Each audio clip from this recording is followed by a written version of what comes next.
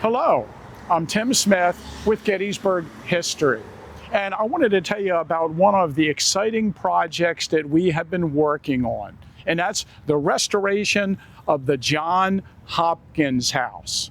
We're located on Washington Street in Gettysburg, and we're actually in an area of town that was part of the flourishing Black community at the time of the American Civil War. And you can see that I'm standing in front of a Civil War building marked by a plaque. And we actually have a wayside exhibit that was placed by Main Street Gettysburg that highlights the John Hopkins House. And about 200 Black Americans lived in the southwestern portion of the borough of Gettysburg at the time of the Civil War.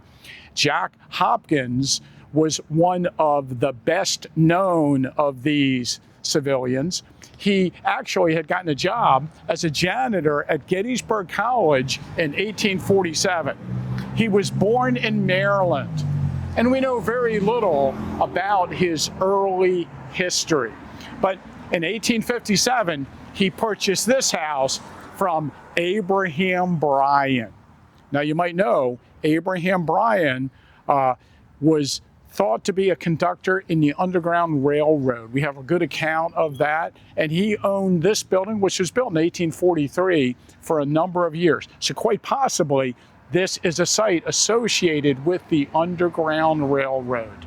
A number of years ago, the house fell into a serious state of disrepair, and it was condemned, and it was in danger of being removed. But the Adams County Historical Society, with some partners, purchased the house, and today it is one of the initiatives of Gettysburg history.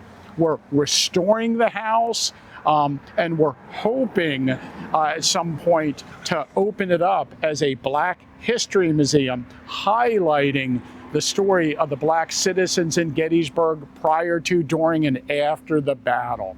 Currently, there's an archaeological survey being done of the backyard, and we want to share a little bit of that with you. Hi, my name is James Duke. I am a master's student at IUP, which is Indiana University of Pennsylvania. I am currently doing my master's thesis on the Hopkins House. We've been doing a systematic survey of the backyard to better understand how the Hopkins family could have used the backyard when they lived here, and to better understand the artifact density of the yard itself. Right now, we're working on a big feature over here that we found that looks to be some sort of irrigation or drainage feature. So over here, this is one of our major features that we found during the excavation. We actually have this long sort of L-shaped wall that we've uncovered that we're pretty sure is some sort of drainage. Maybe at one point it could have been a French drain, or leading up from the, coming down from the roof to lead the water away from something. Truthfully, we're not quite sure. We're not quite sure when it was constructed. It's kind of been an enigma, and it's something that I've been kind of chasing to try and figure out what it is. We know it's not anything like a real foundation. The stones that are in this wall, the only thing holding them together is really the dirt between the stones, and they've kind of been arranged in this wall, so we also know that it's not just random. This isn't something that's naturally occurred. It is something that somebody constructed, but what that is, we're not quite sure. So in the process of the excavation, this is kind of the last thing we're doing, is trying to investigate this further, understanding how far deep the rock wall goes. The next thing we'll do with this is essentially, it's called bisecting it. Essentially what we do is we put a unit within the actual unit and dig a little deeper to better understand how deep the wall goes, and basically how it was constructed, the manner of construction, as a further dimension of, we have this length and this width. We also have a lot of bricks on the surface that we're unsure if those are related to the rock wall, or if is this a modern construction that is totally unrelated? The problem with an urban site like this, where people have been living on this site since the 1840s, in sites where people were still living in this house until around 2023. So the ground itself is very disturbed. So there's a certain point where it's hard to tell how old something actually is. On a site where the soil is undisturbed, meaning that it hasn't been, jumbled up by things like machinery or construction, there is a clear delineation of where something is over time because of the layer that it's in. On a site like this, we're in the backyard of a house. This house has seen many additions over time that would have required construction equipment. And, things like that have really disturbed the soil and made it so we don't have clear stratigraphy, which is what that's called. It's called stratigraphy, that shows us sort of layers in time where certain things were deposited, and this is visible through basically the soil color.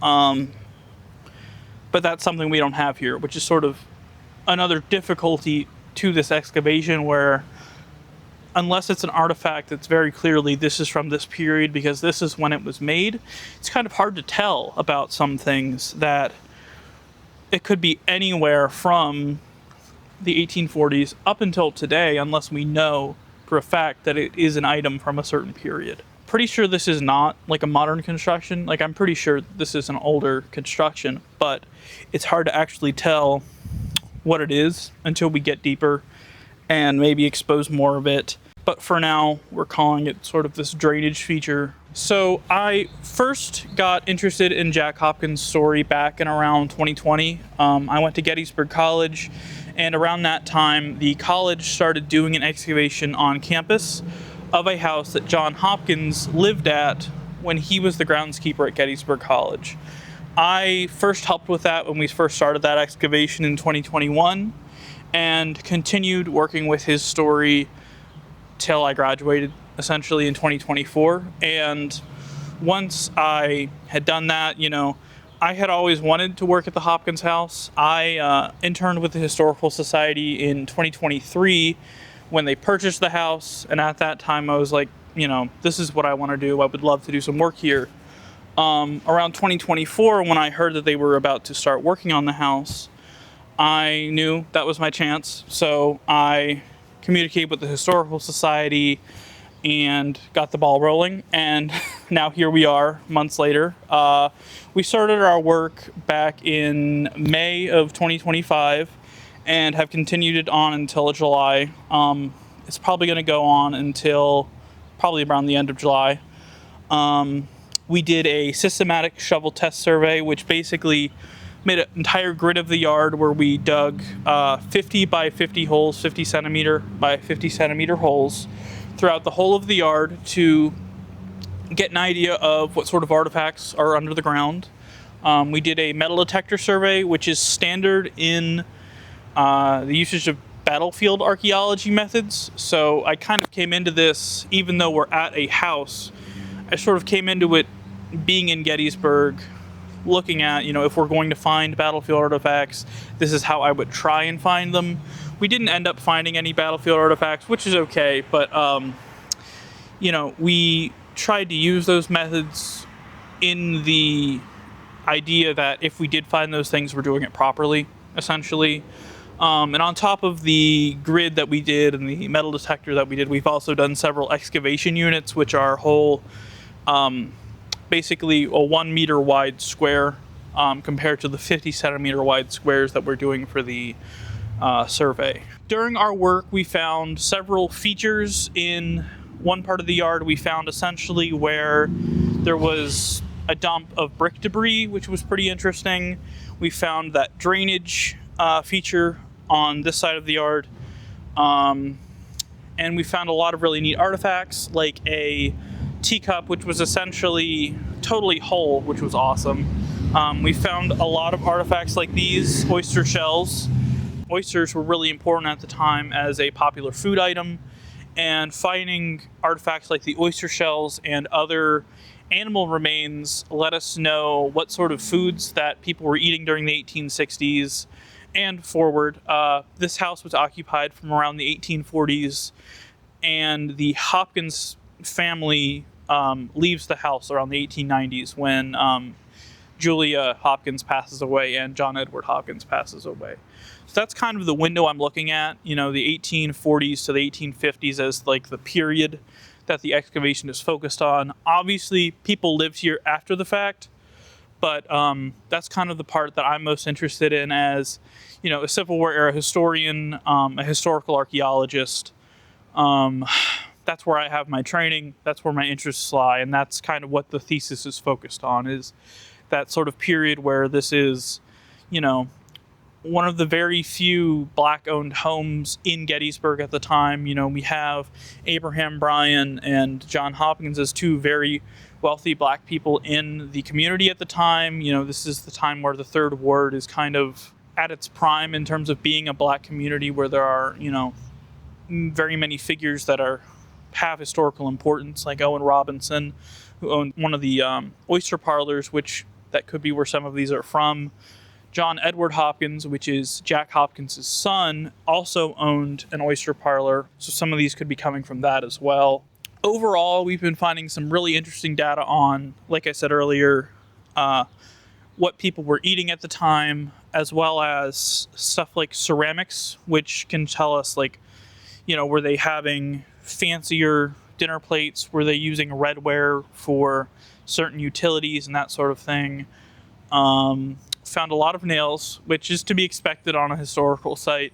Those can be dated. We've also found evidence of tobacco consumption through tobacco pipes, and the pieces of pipe stem that we have recovered can actually be dated through their diameter, which is pretty interesting.